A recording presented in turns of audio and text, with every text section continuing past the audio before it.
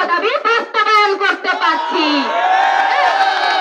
রাজপথে যখন নেমেছি অধিকার আদায় করবই। যতদিন না অধিকার আদায় করতে পারছি রাজপথ ছাড়বো না। আপনারা কি আমার সঙ্গে একমত? অধিকার আদায়ের প্রশ্ন যখন উঠেছে, অস্তিত্ব সংকটের প্রশ্ন যখন উঠেছে, রক্তের বিনিময় হলো অস্তিত্ব রক্ষা করাই ছাড়ব।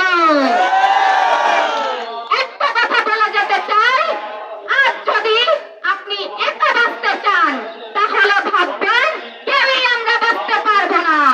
আর যদি ভাবেন সকলকে নিয়ে আজ আমরা মরতে এসেছি তাহলে আমরা সকলেই বাঁচব। রাজপথে যদি রক্ত দিয়ে হলো আমাদের অধিকার, আমাদের অস্তিত্ব, আমাদের ধর্ম আমরা রক্ষা করতে পারি তবে তাই হোক। মৃত্যু, জন্ম যখন হয়েছে মৃত্যু হবে। মৃত্যুর ভয় যদি আজ বাড়িতে লুটিয়ে থাকি তবে মনে করবেন আপনি অবিলম্বেই মৃত। আর যদি মনে করেন অস্তিত্ব রক্ষার্থে আজ রাজপথে নেমে আসবো, দেয়ালে পিঠ থেকে গিয়েছে, তাহলে আসুন